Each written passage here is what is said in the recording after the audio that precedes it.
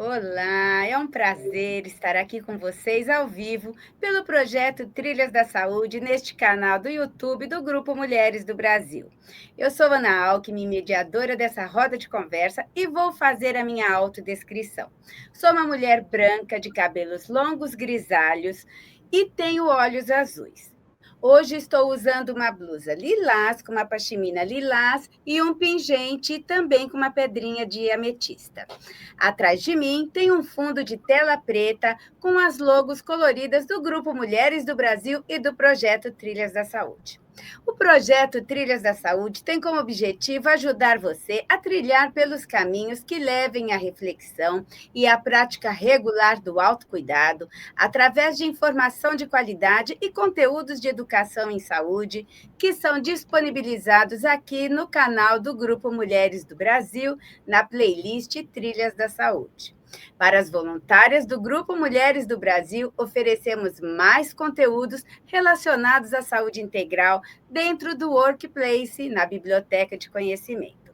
E para quem não é voluntária e não tem acesso a esta plataforma, fica o convite. Junte-se a nós e faça parte do Grupo Mulheres do Brasil. Somos o maior grupo feminino suprapartidário do país, com mais de 130 mil mulheres espalhadas pelo Brasil e exterior. Lutamos por transformações sociais e políticas públicas para um mundo mais e igualitário, com mais oportunidades para todos.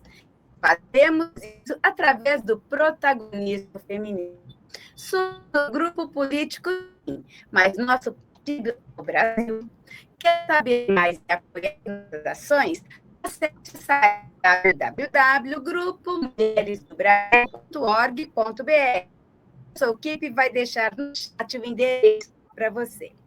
Hoje teremos uma roda de conversa especial que nos convida à reflexão e ação. Violência contra a mulher começa na infância. Onde nasce a cultura da violência? Este é um tema sensível, mas urgente, que o projeto Trilhas da Saúde traz à luz. Afinal, a violência, especialmente a de gênero, deixa marcas profundas que vão muito além do aspecto físico, comprometendo a saúde mental e emocional, podendo levar a transtornos de depressão, ansiedade e estresse pós-traumático. E também impactando a saúde física com riscos de doenças sexualmente transmissíveis, gravidez indesejada e, casos extremos, mutilações e lesões permanentes. É por reconhecer a gravidade desse impacto na saúde e no bem-estar de crianças, adolescentes e mulheres que o Trilhas da Saúde se dedica a essa pauta. Acreditamos que a conscientização é o primeiro passo para a transformação. Nosso objetivo é desmistificar e oferecer caminhos para entender e combater essa realidade desde suas raízes. Então, para aprofundar essa discussão, temos hoje a honra de receber duas grandes vozes e mentes dedicadas a essa causa. A advogada Luciana Temer e a nossa trilheira e psicóloga Vanessa Albuquerque. Sejam bem-vindas, por favor, se apresentem e façam sua autodescrição. Luciana? Bom, obrigado, Ana. Oi, Vanessa, obrigado pelo convite para estar aqui. Eu sou uma mulher branca, de 55 anos, cabelos castanhos curtos, estou usando uma blusa de lã vermelha, batons vermelhos e óculos. Ao fundo, eu tenho o logo do Trilhas da Saúde e do Grupo Mulheres do Brasil. Além de advogada, hoje eu presido o Instituto Liberta, que é um instituto de enfrentamento à violência sexual contra crianças e adolescentes no país. Eu acho que vai ser uma conversa muito boa essa que a gente vai poder ter. Muito bem. Vanessa? Bom, muito prazer estar aqui. Eu sou Vanessa Albuquerque, psicóloga, sexóloga e idealizadora da Sexia, que é uma educadora digital que acolhe mulheres e promove a prevenção de violências com ciência, empatia e tecnologia. E sou também membro, né, do Comitê Vozes do Núcleo Recife, uma das líderes aqui da região. E sou uma mulher branca, cabelos longos, ondulados e pretos, com um sinal branco na ponta, viste uma blusa preta com acessórios dourados e no fundo tem a logo do Trilhas da Saúde. E é um prazer estar aqui. Sejam muito bem-vindas e vamos então abrir a nossa conversa. Infelizmente, muitas mulheres vivem com dores que não são físicas, mas tão profundas que impactam o corpo, a mente e a vida como um todo. A violência contra a mulher começa muitas vezes na infância. E o mais grave, ela é silenciosa, invisível e às vezes até neutralizada. Hoje vamos falar sobre isso. E eu começo perguntando: para quem ainda não compreende toda a complexidade da violência contra as pessoas, principalmente contra as meninas, como podemos definir esse fenômeno de forma simples, direta e real? Luciana, por favor, compartilhe com a gente a sua visão. Olha, acho que eu vou compartilhar, não é nem a minha visão, viu, Ana? É muito objetivamente os dados que nós temos no Brasil.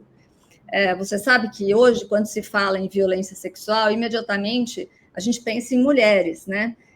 E sempre pensa em mulheres e uma questão de gênero, mas, na verdade, é importante que a gente entenda que mais de 60% dos estupros registrados no país são contra menores de 13 anos, na verdade, menores de 14 anos, meninos e meninas de até 13 anos.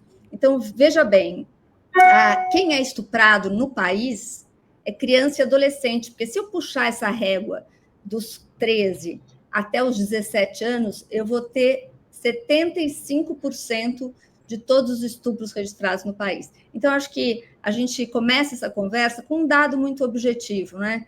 Quem é vítima de violência sexual, e o recorte que o Liberta trabalha é a violência sexual, é criança e adolescente. E aqui eu tenho que dizer que são meninas, na sua imensa maioria, 85% meninas, mas 15% meninos. E é muito menino também vítima de violência. A gente tem que falar das infâncias e das violências. Certo. Quando falamos em violência, é comum imaginar algo distante, mas a verdade é que ela acontece bem perto e com mais frequência do que imaginamos. Luciana, quem são as principais vítimas hoje no Brasil? Onde essas violências mais acontecem e quem são os agressores? Bom, como eu disse, quem é a maior vítima é a menina de menos de 14 anos, né? Mais de 60% desses estupros acontece dentro de casa. Como você disse, Ana, a gente fala muito, né, sobre violência sexual e fica com medo da nossa filha sair de casa, né? E fala, não conversa com estranho. Só que, infelizmente, mais de 60% dessas violências acontecem dentro da casa da vítima, e eu estou falando de estupro, tá? Estupro de vulnerável, que é a relação sexual de um adulto com um menor de 14 anos. Então, a maioria desses estupros acontecem dentro da casa da vítima, mais de 80% praticado por familiares ou pessoas muito próximas. Então, a gente precisa ter essa consciência, inclusive para a nossa fala de alerta, para as nossas meninas e meninos. Sim, as consequências da violência, principalmente da violência sexual, ultrapassam o momento do trauma. Afetam a autoestima, a sexualidade, podem interferir em relações futuras e até no bom funcionamento do próprio corpo. Vanessa, como psicóloga e sexóloga, quais são os principais impactos emocionais e sexuais que essas vítimas carregam ao longo da vida?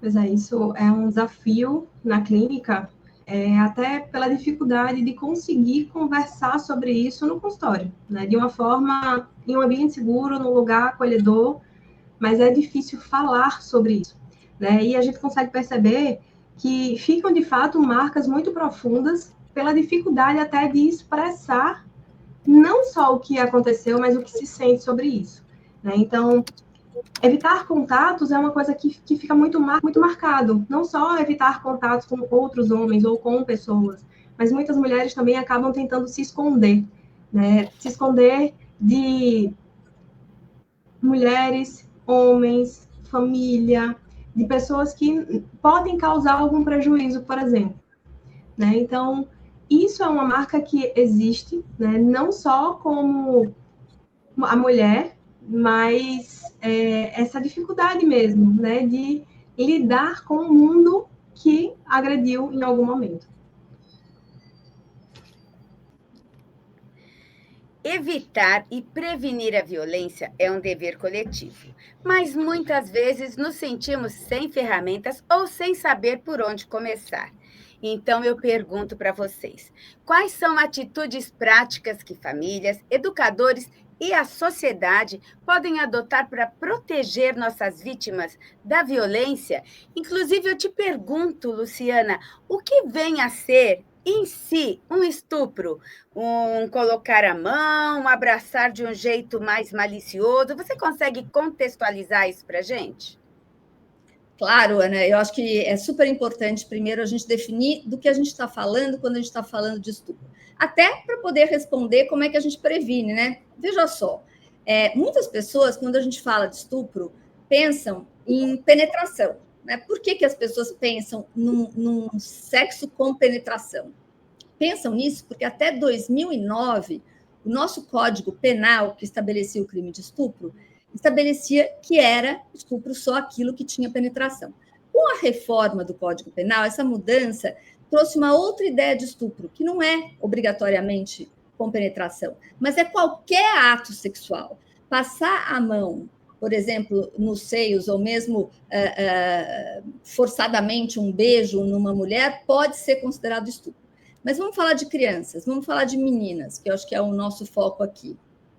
Em 2009 também se criou um estupro específico, que não existia até 2009, que é o estupro de vulnerável, que é esta relação sexual. Lembrando que quando eu falo de relação sexual, é qualquer tipo de relação sexual, né? Com um adulto e menores de 14 anos. Agora, veja, você falou, pode ser um abraço. A gente tem que olhar caso a caso. Não é? Gestos de afeto podem ser só gestos de afeto e não configurar nenhum ato libidinoso. O que é um ato libidinoso que configura o estupro? O ato libidinoso é quando o adulto tem a intenção de algo sexual com a criança e o adolescente. É difícil provar? Muitas vezes é difícil provar, porque boa parte dos estupros não deixam marcas. Agora, aqui a gente vai falar de prevenção. Olha só, quando as pessoas pensam em estupro de crianças, as pessoas pensam em muita dor. Claro, porque se uma menina de 5 anos sofre uma penetração, ela vai sentir muita dor. Então, as pessoas associam estupro à penetração, logo, violência sexual com crianças, dor. Só que não é assim. Normalmente, as violências sexuais com crianças, elas não começam de forma violenta.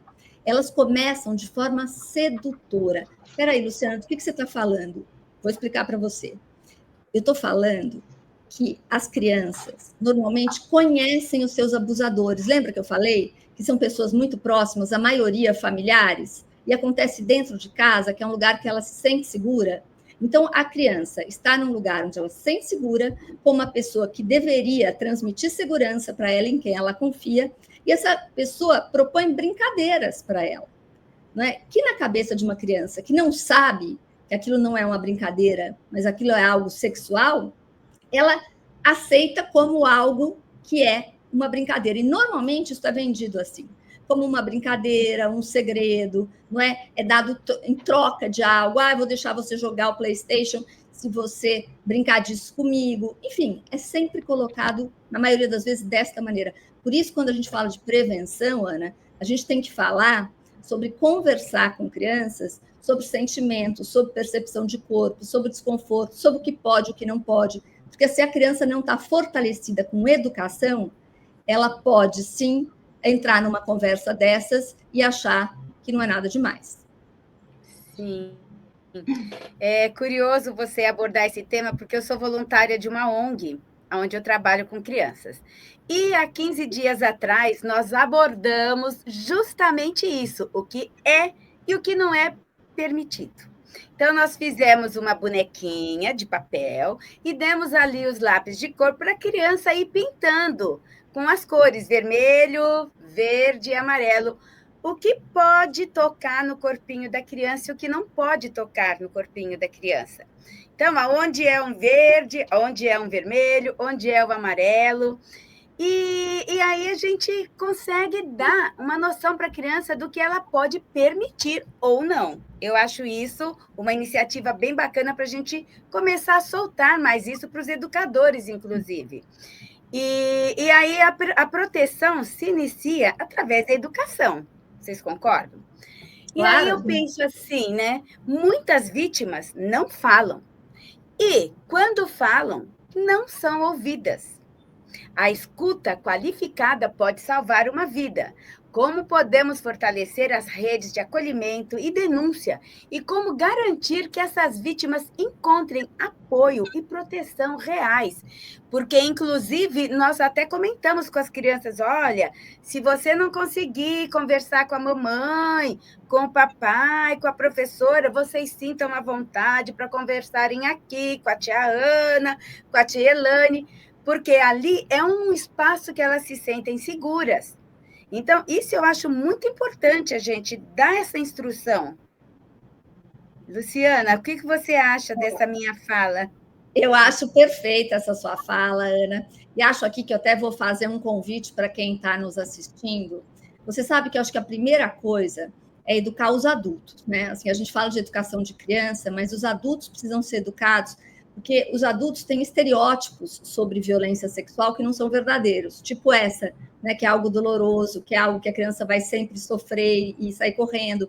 Então, vou convidar todo mundo, o Instituto Liberta fez uma trilha do conhecimento, a gente está aqui na trilha de saúde, e a gente fez uma trilha de conhecimento, está no nosso canal do YouTube, o canal do YouTube do Liberta, é gratuito, está lá disponível, são 6 aulas de 10 minutos cada uma, que eu dou, com ilustração, bonitinho, rapidinho, fácil, sobre os tipos de violência, porque aqui a gente está falando de um tipo, mas tem outros tipos, né? Tem a violência virtual, está super forte hoje a violência online, tem a exploração sexual, tem outros tipos de violência, e é preciso que a gente entenda como é que elas acontecem para poder proteger as crianças e adolescentes que a gente ama. Então, primeira coisa, os adultos têm que se educar. E aqui fica o meu convite para acompanhar a trilha de conhecimento do Instituto Liberta. Depois, tem que educar as crianças, e isso que você falou é perfeito. Seja por essas coisas que são muito simples, mas que se ninguém fala... Gente, eu sempre digo, o que é óbvio para um adulto não é óbvio para uma criança. Não é? Eu sei que não pode tocar em determinadas partes, mas a criança não sabe. Né? E se a criança não sabe, e ela está com uma pessoa de confiança, meu Deus, é isso. Né? Então, sim, a educação é muito importante. Agora, uma pergunta que sempre me fazem, como é que eu vou falar sobre violência sexual com a minha filha de 5, 6 anos de idade? Bom, deixa eu explicar aqui para vocês. Você não vai falar nem sobre sexo, nem sobre violência. Mas hoje você tem livrinhos, filminhos preparados para cada faixa etária, que não falam nada sobre sexo, nada sobre violência, mas despertam na criança, como você está fazendo, Ana, com essas meninas aí, né, a percepção de se alguma coisa que estiver acontecendo está errada ou não. E para poder contar. Perfeito. Eu vou aqui depois deixar na legenda o link do seu espaço aqui na nossa legenda para que as pessoas possam entrar em contato com essa informação que é de extrema importância, né? Por trás da violência... Oi. Desculpa, e me permite até fazer um complemento quando Luciana fala sobre essa questão de conversar com as crianças. Né? A gente conversa sobre sexualidade o tempo todo. A gente só não sabe o que é sexualidade. Mas, por exemplo, ensinar uma criança a tomar banho, isso é falar de sexualidade e é uma oportunidade, inclusive, de a gente dizer onde pode tocar, onde não pode tocar, quem pode tocar, o que é uma limpeza e o que é um contato mais invasivo, digamos assim. Né? Então, é nessa hora, por exemplo, que a gente pode também incluir a questão do aconteceu qualquer coisa, conversa com a mamãe, conversa com o papai. Isso, veja, todo mundo faz com uma criança.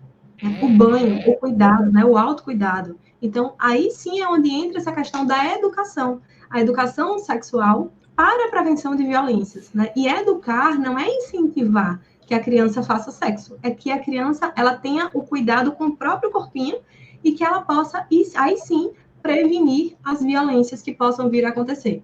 E eu concordo também, inclusive, com a Luciana, quando ela coloca que precisamos educar adultos para educar as nossas crianças, né? E é exatamente isso, a gente precisa quebrar os mitos e os tabus da sexualidade com os adultos até para que eles entendam que sexo e sexualidade não é a mesma coisa.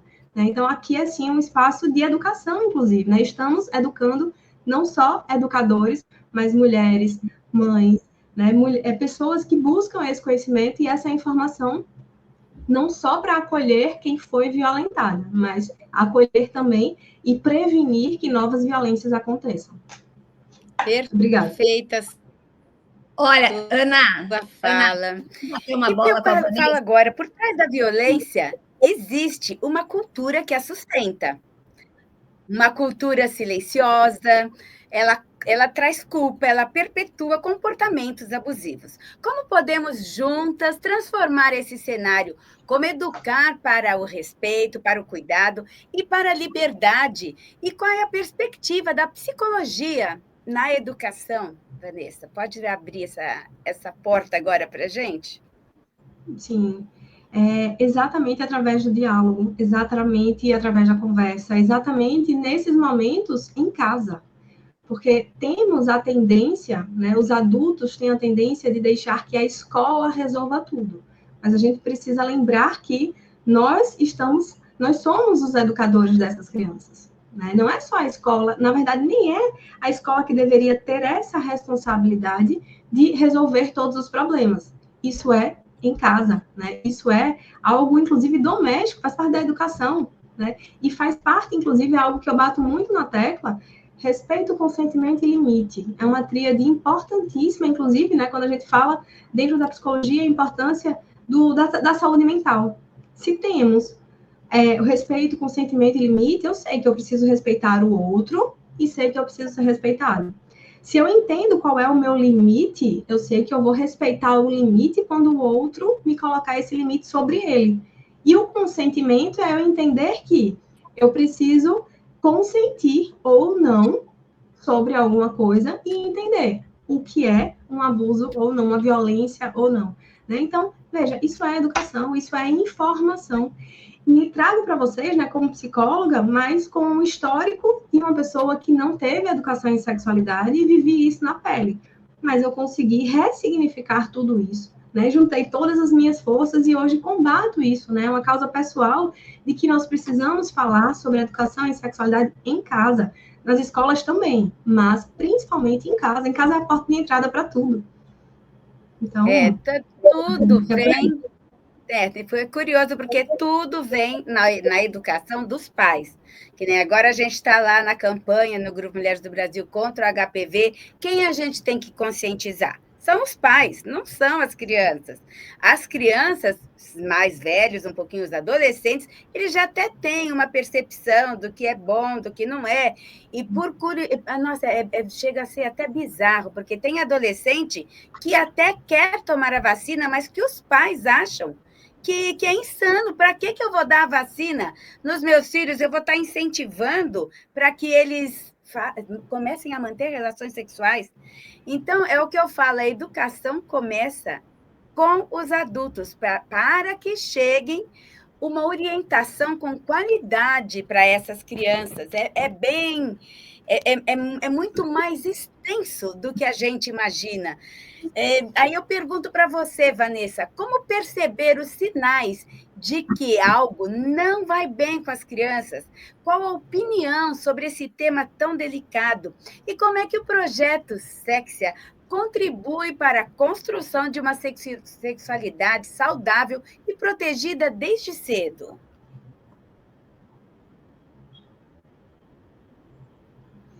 Vamos lá.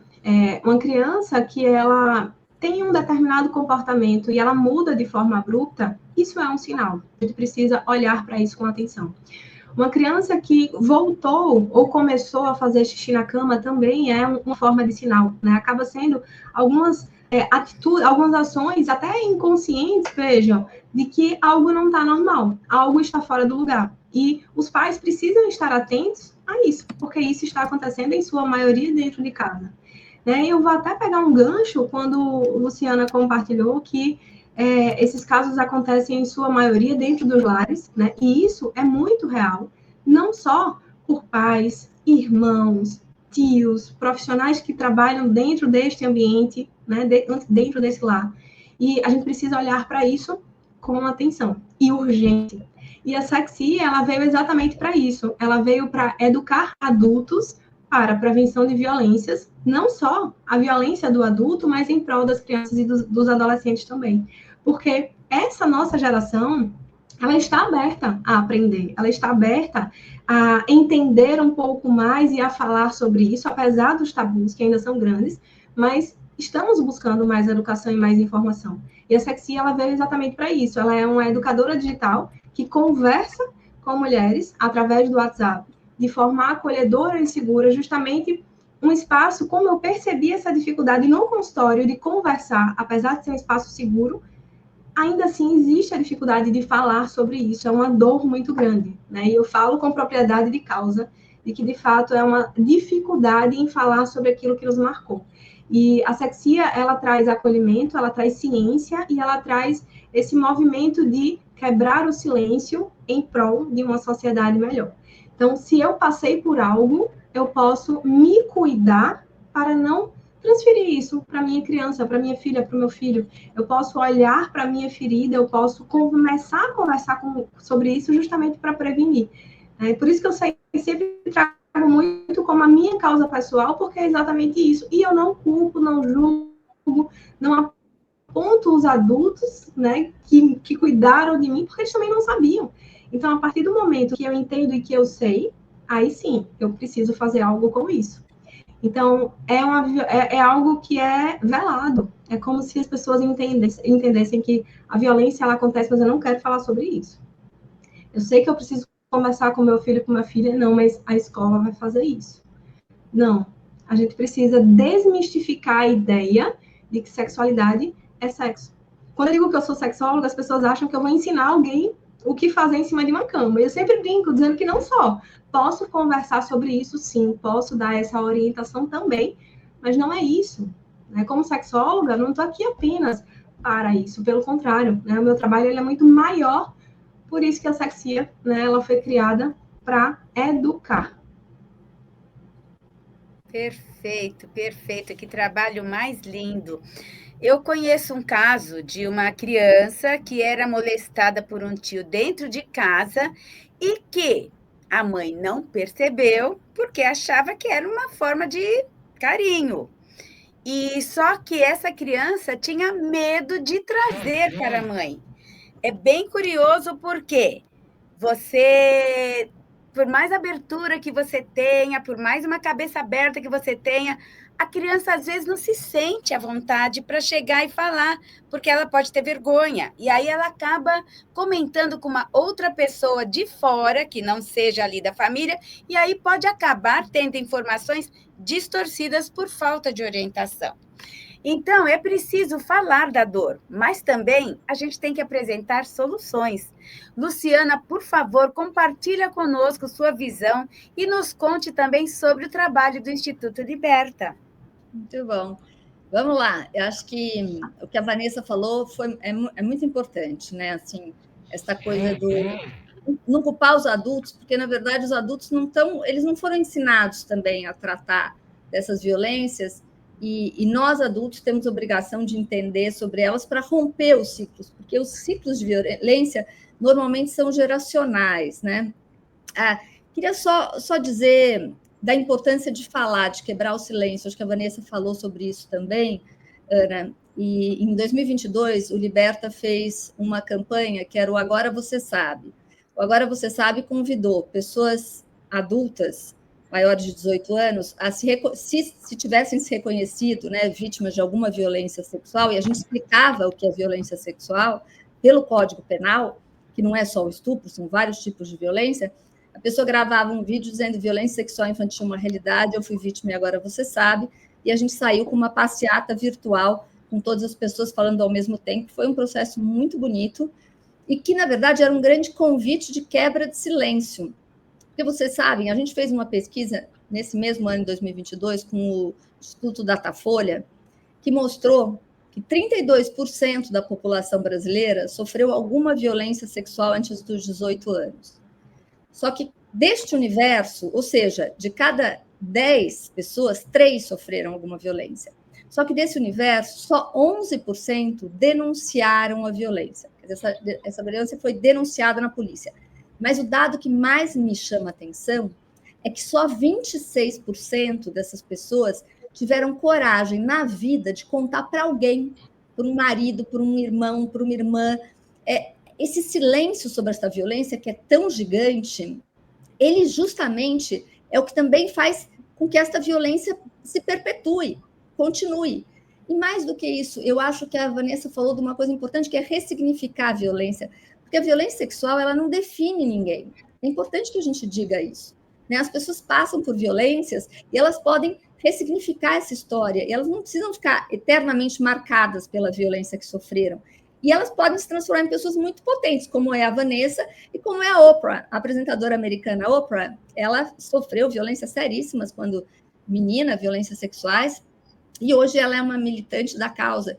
E ela fala muito sobre essa importância, né, de romper esse silêncio, romper esse constrangimento, porque os adultos que sofreram violência sexual na infância, eles têm constrangimento sobre isso, como se eles tivessem alguma culpa do que aconteceu com eles. E nenhum adulto tem culpa de ter sofrido uma violência sexual na infância, nenhum adulto. É que a gente não consegue mais se transportar e se enxergar tão criança e tão fragilizado e tão vulnerável, né, como a gente estava naquele momento em que aquela violência aconteceu. Então, é uma série de consequências. Também gosto muito de uma fala da Vera Iaconelli, que diz que nós somos seres de linguagem, então é pela linguagem que a gente se cura. Então, também é pela linguagem que a gente vai cuidar desses traumas, dessas violências. Eu acho que o Liberta tem um trabalho de 8 anos, já nós estamos no 8º ano de existência. É um instituto totalmente patrocinado pelo Eli Horn, que é um grande empresário, filantropo, que há 8 anos me convidou para tratar desse tema, e o argumento forte dele é: ninguém fala desse assunto. E a meta do Liberta é: vamos fazer o Brasil falar sobre violência sexual infantil. Sabe por quê, Ana? Porque enquanto o Brasil não fala sobre essa violência, e nós não falamos, graças a Deus, nos últimos 30 anos, a gente aprendeu a falar sobre violência contra a mulher. Que bom, porque isso traz muitas consequências importantes de políticas públicas importantes. Sabe que eu fui delegada de polícia, né? Delegacia de Defesa da Mulher. E não tinha a Lei Maria da Penha, não tinha crime de feminicídio, não tinham várias coisas que hoje existem graças a essa sociedade civil que vai pautando esses temas. A gente precisa colocar a violência sexual infantil na boca das pessoas, porque é uma violência estrutural do país, seríssima, e a gente precisa falar sobre ela, porque políticas públicas se constroem a partir de pressão social. Pressão social existe a partir do momento em que a sociedade reconhece que uma determinada questão é um problema, não é? E aí a gente vai lutar por políticas públicas. Então é importante fazer o Brasil falar sobre isso. Agora, eu queria fazer só uma observação em relação ao papel da família e da escola, e eu concordo, a família é o locus, é o lugar onde esta fala tem que acontecer. Mas considerando a altíssima vulnerabilidade do nosso país, considerando de que famílias nós estamos falando num país continental como o Brasil, eu acho que a escola, e o Liberta defende isso, é um espaço primordial para falar sobre proteção de crianças e adolescentes, de proteção, de prevenção à violência sexual. E aqui a gente nunca fala em educação sexual, porque é um termo muito demonizado hoje. A gente tem falado sobre prevenção à violência sexual com crianças pequenas e sexualidade saudável e responsável com adolescentes. A gente precisa fazer o Brasil falar sobre isso com seriedade. Vamos fazer uma movimentação para que isso aconteça. E eu tenho aqui uma dúvida, Luciana. Vamos supor que uma criança sofreu um abuso sexual quando era pequenininha, mas já se passaram 20 anos. E hoje, como em 2022, você trouxe aqui para a gente que as leis mudaram, porque antes a gente achava que era só com a penetração. Porém, quando uma criança carrega essa dor dentro dela e hoje ela gostaria de falar para todo mundo: eu sofri, o que eu posso fazer? Nesse aspecto, qual a orientação que a gente poderia dar? Porque muita gente já falou, já prescreveu, esquece. É o que todo mundo ouve. Vou explicar do ponto de vista jurídico, né? Isso. Jurídico. Hoje, a prescrição, sempre a prescrição foi de 20 anos. Então, de fato, se a pessoa era muito pequena, provavelmente já teria prescrito. Mas houve uma mudança da lei e hoje a prescrição é de 20 anos a partir da maioridade. Então, a partir dos 18 anos, começa a contar o tempo de prescrição, o que daria 32 anos. Uau. Mas eu quero dizer também que nós já temos decisões judiciais dizendo que a prescrição começa a contar a partir do momento da consciência da pessoa a respeito da violência que ela sofreu.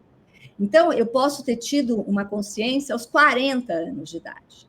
Não é? Por quê? Porque, na verdade, a gente sabe, acho que a Vanessa, eu vou até falar com constrangimento, que ela sabe disso muito melhor que eu e pode explicar, né, Vanessa? Mas, às vezes, a gente apaga o trauma que a gente sente, a gente coloca lá num lugar que a gente não acessa. E, de repente, tem um gatilho, eu conheço algumas histórias assim, eu tenho uma filha de 5 anos, e a hora que eu olho para minha filha de 5 anos, eu começo a voltar lembranças de quando eu tinha 5 anos e sofria violência. E aí eu relembro, mas eu já tenho 40 anos. Né? Então, hoje, pela lei, são 20 anos a partir dos 18 anos, mas já tem decisão judicial e há projeto de lei pleiteando que seja a partir do momento da consciência essa prescrição. Isso é uma questão, né? Então, é questão da punição. Mas eu quero dizer que, independente da prescrição ou não, o que a gente estava falando antes aqui, acho que a Vanessa e eu, é como é importante falar sobre isso, independente de você, porque você pode até não querer a punição. Você pode simplesmente achar que, por várias razões, você não quer a punição. Mas falar sobre isso é importante, independente de você denunciar ou não. Perfeito. E você, Vanessa, o que você traz para a gente dessa nova visão que abriu-se agora, que eu achei incrível, né? Porque antes, não, prescreveu, acabou, morre aí com esse pensamento ruim, fim de papo. Mas agora, com essa abertura, o que você tem para dizer para a gente? Acredito que seja muito mais um impulsionamento mesmo, né? De que falem. Porque falar cura, né? Falar é importante e falar faz com que a gente possa se ouvir. Luciana, ouvindo Luciana, eu me lembrei de uma situação de uma vez conversando com uma pessoa, ela dizendo, eu acho que aconteceu alguma coisa, mas eu não tenho certeza. E aí, a dificuldade e o sofrimento, nem foi um história isso, tá? Foi uma pessoa que, enfim, cruzou comigo por aí e conversando com isso, ela trouxe isso de eu acho, mas eu não sei se eu quero falar sobre isso, porque foi em casa. Não é nem eu quero falar sobre isso, eu quero pensar sobre isso. E aí fica no achismo do eu acho. Mas, e aí a dúvida corrói, o sentimento ele vai aumentando, ele vai inquietando. Né? Isso mexe de fato, né? E isso é real. Né? Como a Luciana trouxe também o exemplo do eu tenho uma filha de 5 anos, eu tenho 40 e às vezes eu vejo flashes. E é isso. Né? Nós temos memórias, nós temos as nossas caixinhas que a gente precisa, é como eu sempre digo, no consultório você vai abrir cada vez uma caixinha. A gente vai até onde você consegue, mas a gente abre, a gente limpa, né? Fala o quanto for possível, chora o quanto for necessário e vamos ver o que a gente faz com isso agora. É por isso que é tão importante um ambiente seguro, um ambiente controlado, digamos assim, um ambiente onde você não vai simplesmente falar e ficar com isso. Não, você vai falar e você vai olhar para isso como forma de tratamento, de cura, né? De ressignificar. Por isso que eu falei e repito, o ressignificar. Sim, porque às vezes a vítima, ela não deseja, ela só quer se curar, ela quer se livrar daquela dor, daquele sentimento e não punir diretamente o violentador, não é? Mas agora posso fazer uma observação aqui? Por favor. É uma parte das que mais me incomoda, Vanessa, é pensar que uma criança hoje de 6, 7 anos que sofre uma violência sexual, ela não tem no Sistema Único de Saúde um atendimento individualizado garantido para ela por uma psicóloga ou um psicólogo. Eu acho isso a prova máxima de como a nossa sociedade ainda não entendeu. O dado oficial de registro policial são 5 menores de 13 anos abusados por hora no país, tá? Eu estava falando em percentual, mais de metade, mas não, o registro oficial é 5 registros de estupro de menores de 14 anos por hora no país. Como é que, com essa dimensão de violência estrutural, você não tem no Sistema Único de Saúde garantido um atendimento psicológico para essas crianças? Isso me dói, porque você tira dessas crianças a oportunidade justamente dessa se ressignificar neste momento da infância. Exatamente, é complicado, não é? Nós precisamos fazer barulho e levar esse tema para o SUS, por que não? Vamos balançar as bandeiras, levantar essa causa, porque nossas crianças precisam de um amparo, sim. Sim. E, assim, uma coisa que a gente precisa entender também, né, não só ter esse serviço, mas treinar bem os profissionais destas áreas, porque é um assunto extremamente delicado, né? E, certa vez, eu vou trazer um caso aqui para que vocês entendam, né? Pegando o exemplo de que Luciana trouxe, de que 20 anos após a maioridade, uma mulher ela foi denunciar e ela precisou ir em 5 delegacias para fazer a denúncia. E mais, quando ela conseguiu denunciar, ela ainda ouviu: mas por que você está fazendo isso agora? Um lugar especializado para isto, um lugar onde ela precisava, de fato, de acolhimento, ela ouviu por que ela estava fazendo isso agora. E mais, ela precisou ir em 5 locais para fazer uma denúncia. Ela tinha um objetivo ali, porque se ela não tivesse objetivo, ela tinha desistido, e é exatamente por isso que as denúncias, elas demoram a acontecer. É por isso que é tão difícil, a gente enxerga muito bonito, particularmente falando, né? Eu vejo matérias, vá, denuncie, temos profissionais para isso. E aí, esta mesma mulher que fez a denúncia depois, né, da maioridade, queriam fazer exame físico nela. Onde a coisa aconteceu na infância. É surreal, não, mas é o protocolo.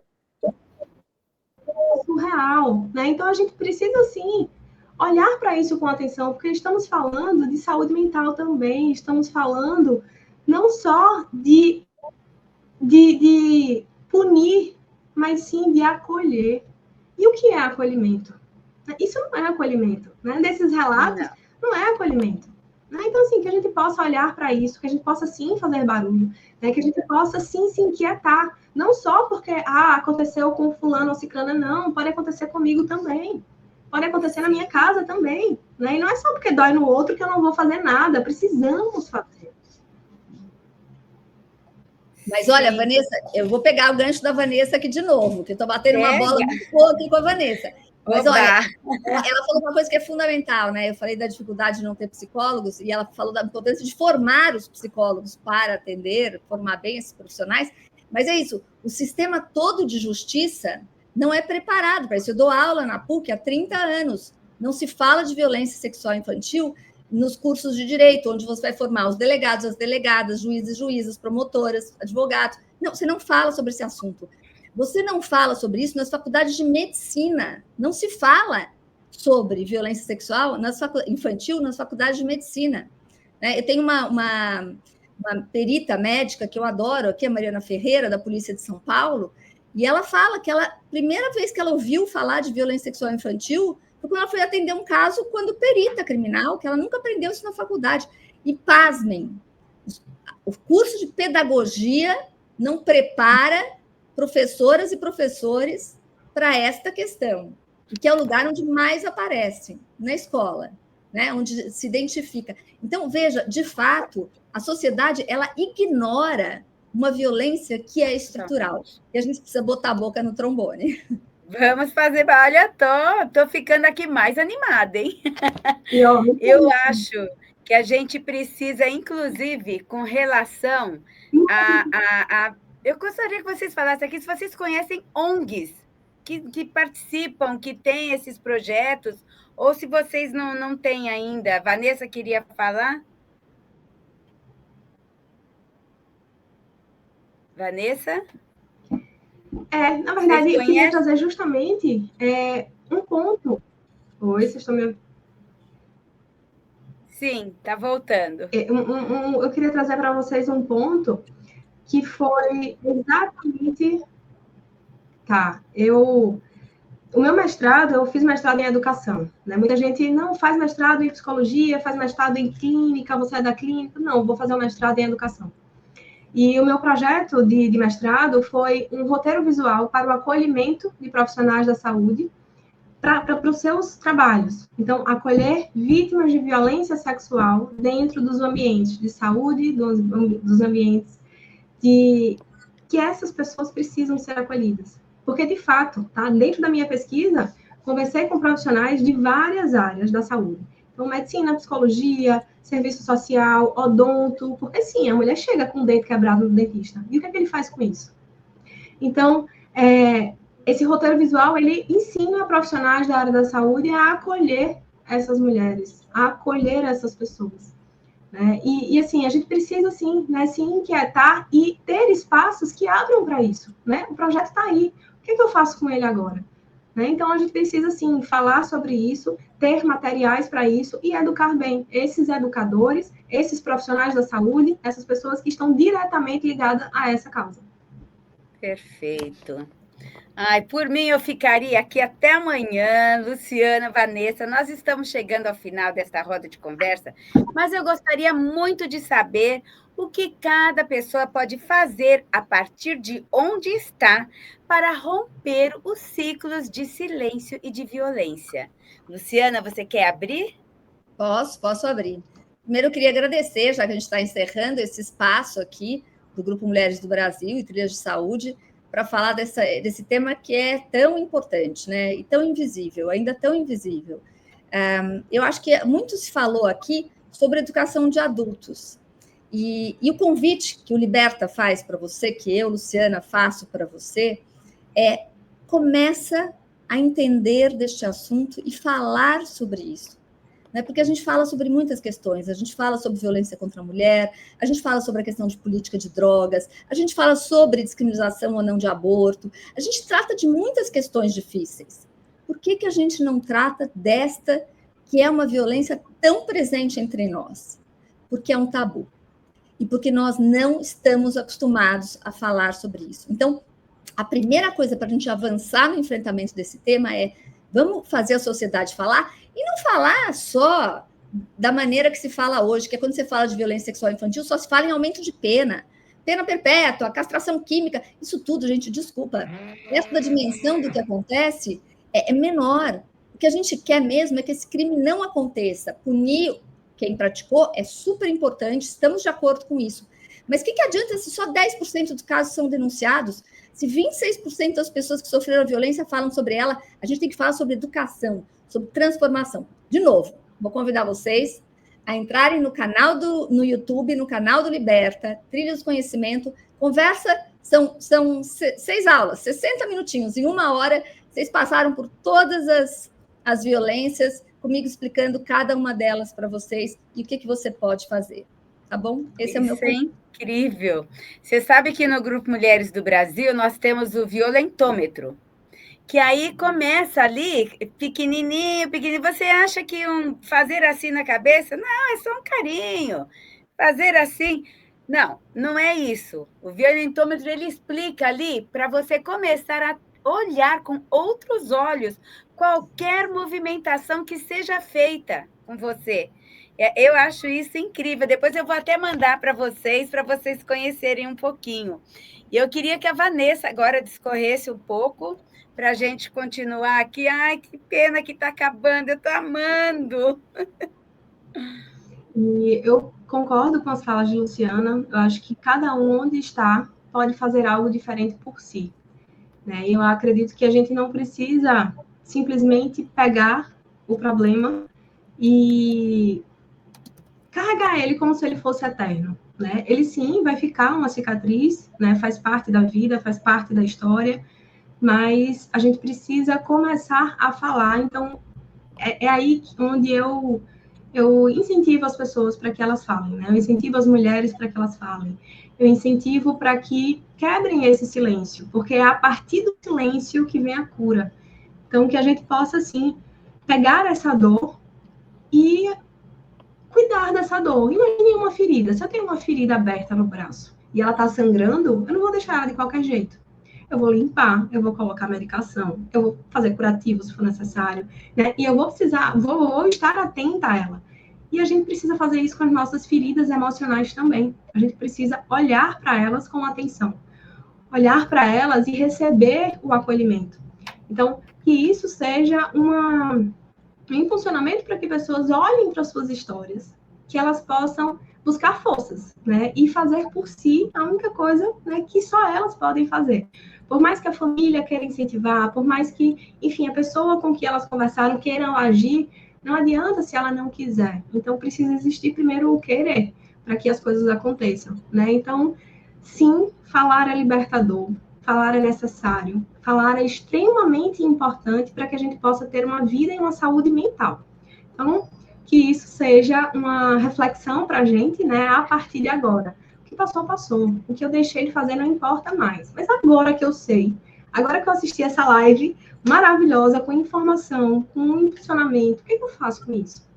E falem, conversem, busquem pessoas de confiança, né? Sejam uma pessoa próxima da família ou até mesmo um profissional, mas não se calem. Calar adoece e muito. Perfeita a sua colocação. Bom, chegamos ao fim desta conversa repleta de conhecimento, inspiração e trocas transformadoras. Eu quero agradecer imensamente às nossas especialistas Luciana Temer e Vanessa Albuquerque por compartilharem tanto com a gente. Um agradecimento especial também à Érica, que está ali nos bastidores, garantindo que tudo isso aconteça ao vivo com tanto cuidado. E, claro, a você que nos acompanhou com tanta atenção e sensibilidade. Agora eu convido aqui a quem quiser deixar uma mensagem final, inspiradora, para que nos assistam, para que não deixem de ver essa transmissão tão boa que aconteceu aqui agora.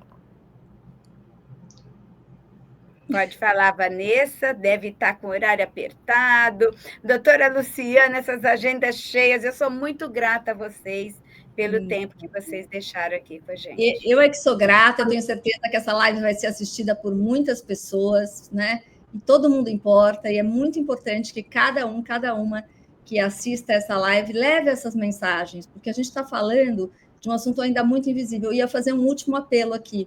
Não esqueça dos meninos, porque aqui é um espaço de mulheres do Brasil e de meninas, mas eu tenho brigado muito para que, no que tange a violência sexual, a gente não esqueça dos meninos. 15% de meninos estuprados desse Brasil é muita coisa. Então, a gente tem que ajudar também a criar meninos mais empoderados e mais, enfim, que não reproduzam depois violências. Tá certo. E eu acredito que essa live é uma oportunidade de recomeçar. E assistam a live, né? Ela é importante porque ela traz informação, ela traz educação, né? Ela traz de uma forma segura informações que a gente precisa conhecer e saber, né? Então, que sim, quem não assistiu ainda, assistam a live, porque ela é um crescimento individual para cada um. Perfeito, meninas. Bom, a você que nos acompanhou, muito obrigada pela sua atenção e por fazer parte dessa jornada de conscientização sobre a origem da violência contra meninas, meninos e mulheres. Hoje, falamos sobre como essa realidade, muitas vezes silenciosa, começa cedo e sobre o quanto impacta a saúde emocional, mental e física de quem vive essa dor. Que essa conversa siga ecoando em cada um de nós, gerando reflexão, empatia e atitude. Continuem buscando conhecimento, apoio e espaços de escuta. Juntos podemos transformar essa cultura e construir caminhos mais seguros e respeitosos para todas. Uma ótima noite a todos e até a próxima. Obrigada.